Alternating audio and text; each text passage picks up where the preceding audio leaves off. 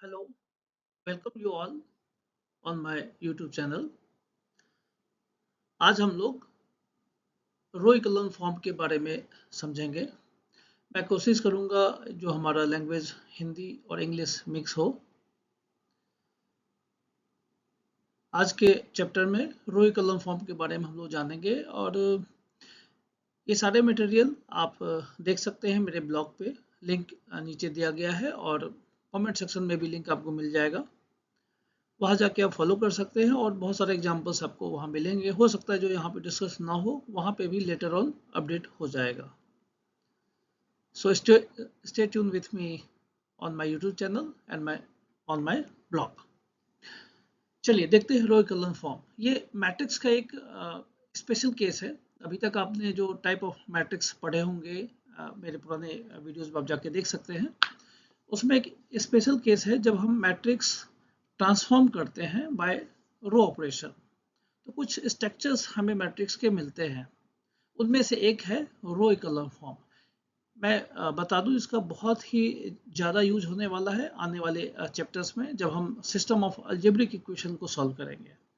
ये चीज़ हमें ध्यान में रखना है, ये आगे के लिए भी इम्पोर्टेंट है। रो इकोलॉन फॉर्म के बाद हम रिड्यूस रो इकोलॉन फॉर्म की बात करेंगे, उसमें इसी का वो एक्सटेंशन है। तो ये आपके लिए बहुत ही इम्पोर्टेंट टॉपिक है। 5 से 8 मिनट में हम इसे समझेंगे रो इकोलॉन फॉर्म को।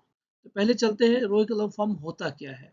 सपोज आपको कोई मैट्रिक्स दिया गया है, वो स्क्वायर मैट्रिक्स भी हो सकता है, रेक्टेंगुलर मैट्रिक्स भी होता है। तो पहले कंफ्यूजन नहीं रखना है, रो स्क्वायर स्क्वायर मैट्रिक्स और रेक्टेंगुलर मैट्रिक्स कुछ भी हो सकता है। अब रो इकोलॉन फॉर्म में क्या होता है, जब आप मैट्रिक्स ऑपरेशन यूज करते हो बाय रो ऑपरेशन, उसका स्ट्रक्चर चेंज होता है। इसमें हम क्या बोलते हैं, every zero row of the matrix a occurs as a non zero. अब ये यहाँ पे जो हम बात करेंगे इसके लिए, ये पॉइंट जो है इसमें जितने भी जीरो, सपोज कभी दो रोज एक जैसे हो जाते हैं, एक मल्टीपल हो जाते हैं, तो रो ऑपरेशन में आप क्या करते हो, एक रो को जीरो कर सकते हो। तो जितने भी ऐसे जीरो रोज होंगे वो सारे के सारे नीचे वाले रोज में आ जाएंगे। अब उसके बाद क्या है, the first non zero number from the left of a non zero row should be the 1। ये एक पहला जो एलिमेंट है, लीडिंग एलिमेंट हम उसे बोलते हैं। जैसे कि अभी हम मैट्रिक्स में देख सकते हैं, ये जो पहला एलिमेंट है, हर एक मैट्रिक्स में आप यहाँ पे चेक करोगे, ये सारे के सारे क्या होने चाहिए, 1 होने चाहिए। अब 1 नहीं है तो क्या करेंगे, उस नंबर से डिवाइड कर देंगे। सपोज यहाँ पे 2 था, तो पूरे रोज को आप क्या करोगे, R1 को क्या करोगे, 1/2 R2 बता दोगे। तो इससे सारे आपके एलिमेंट क्या हो जाएंगे, ये 1 हो जाएगा। बाकी जो भी फ्रैक्शन है आप उसको कर सकते हो। This is called leading element. हर एक रो में एक लीडिंग एलिमेंट होगा। अब लीडिंग एलिमेंट का मतलब क्या है, यहाँ पे जैसे 1 है तो उसके नीचे के जितने भी एलिमेंट होंगे ये सारे जीरो हो जाएंगे। ये सारे को हमें जीरो करना है। हम स्टेप्स की बात करेंगे कैसे कन्वर्ट करना है, बट पहले हम समझ रहे हैं रो इकोलॉन फॉर्म क्या है। अब यहाँ पे जीरो है तो इसके नेक्स्ट में जो नंबर है ये सेकेंड, ये भी आपका 1 होगा। सपोज ये 3 4 5 कुछ है तो आप रो ऑपरेशन आप यूज करके इसको कर सकते हो। तो ये आपका भी 1 हो जाएगा। तो इसके नीचे के भी ध्यान रखें, नीचे का, मैं ऊपर की नहीं बात कर रहा हूँ। ये लीडिंग एलिमेंट के नीचे जितने भी एलिमेंट होंगे फिर उसे हमें जीरो करना है बाय यूजिंग रो ऑपरेशन। अब यहाँ पे ऑलरेडी जीरो दिया गया है तो कोई दिक्कत नहीं है, ये आपके ये जीरो रोज हैं जो कि नीचे ही है। यदि ये 2 3 4 होता तो उसको भी हम 1 कर देते हैं। अब ये हो गया हमारा रो इकोलॉन फॉर्म। फिर से आप एक बार चेक कर लीजिए, ये डायगोनल एलिमेंट जो है, डायगोनल एलिमेंट में या तो 1 होगा या 0 होगा। 0 सबसे नीचे वाले में होगा। ये जो डायगोनल एलिमेंट है, जो लीडिंग एलिमेंट हम इसे बात कर रहे हैं, उसके नीचे का जो जितने एलिमेंट हैं वो सारे के सारे 0 होने चाहिए। और वो हम कैसे करेंगे, रो ऑपरेशन से करेंगे। ये ध्यान में रखना है। तो ये हमारा रो इकोलॉन फॉर्म हो गया। अब ये जो रेक्टेंगल फॉर्म है, ये दिस इज 3x4 मैट्रिक्स है। अब इसमें 3 ही रो है, 3 है तो 3 मैक्सिमम 3 ही लीडिंग एलिमेंट हो सकते हैं। ये जीरो हो नॉन जीरो हो, ये इस कॉलम से हमें इसका कोई लेना देना नहीं है इसको अरेंजमेंट में।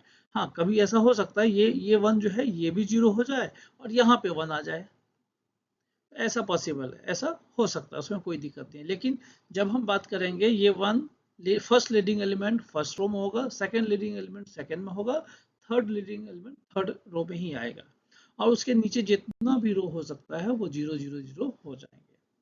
ये डिपेंड करता है ऑर्डर ऑफ मैट्रिक्स पे भी।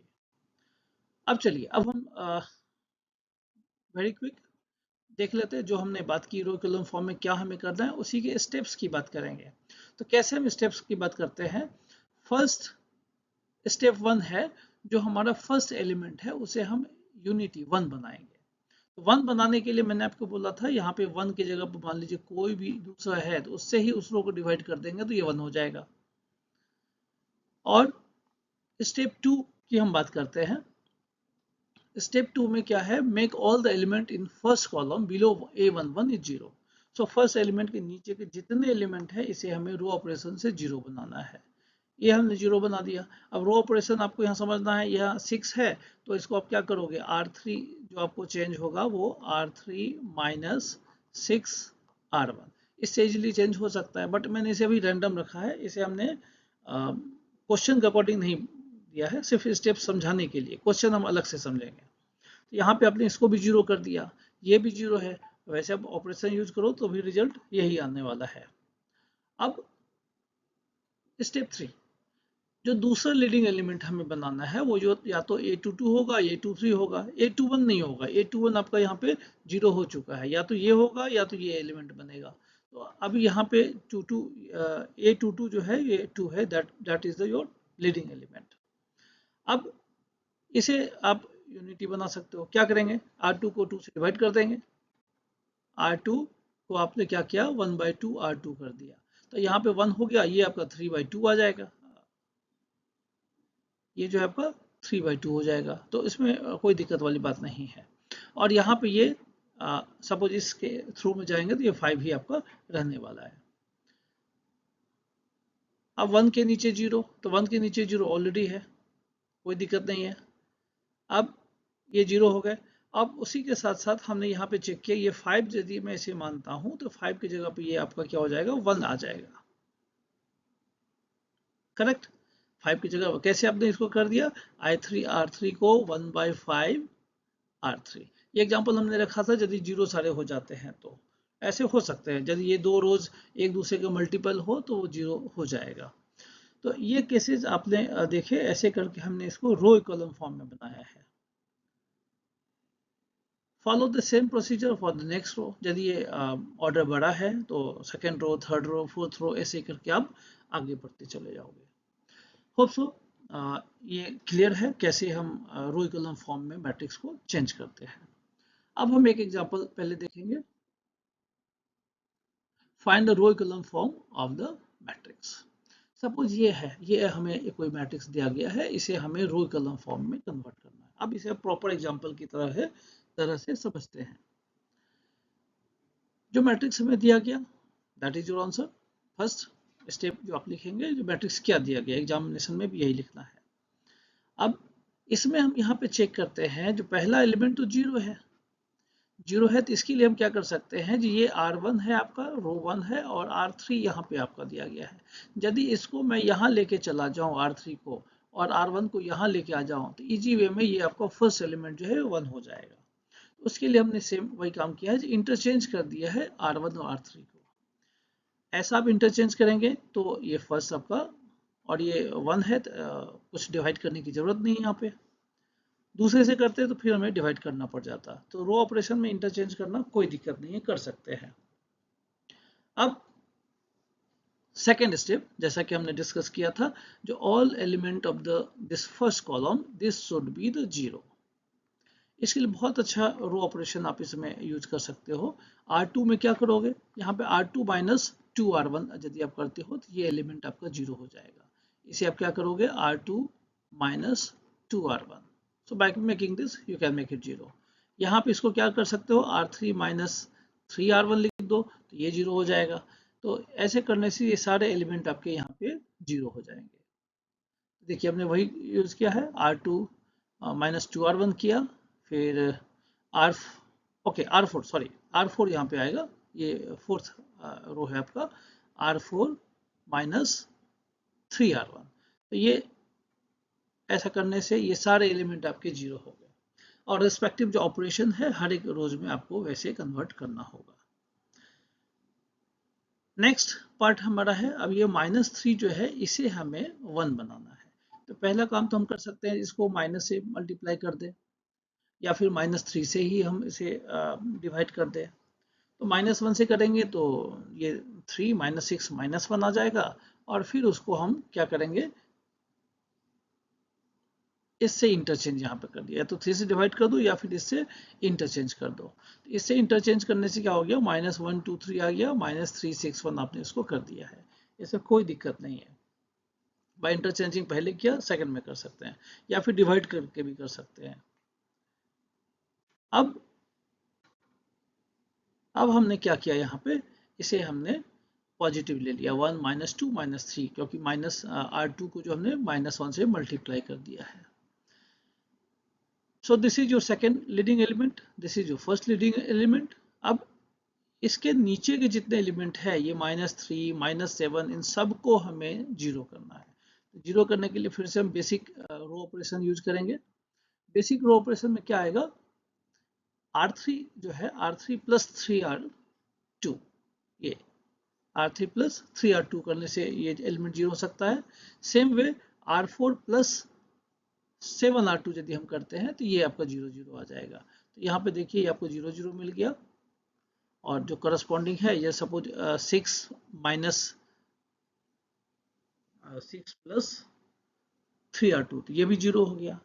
1 + -6,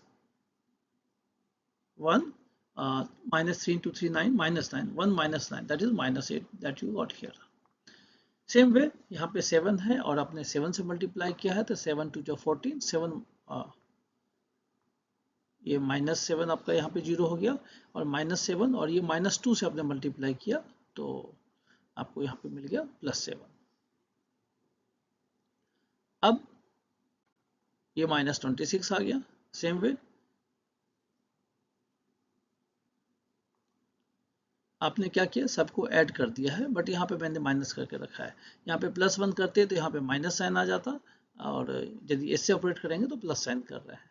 इससे भी ऑपरेट करो आप, -5 × 21, -5 + 21, एक मिनट, माइनस, हाँ ये ओके, -5 एंड -21 दैट इज -26 आपको यहाँ पे मिलेगा।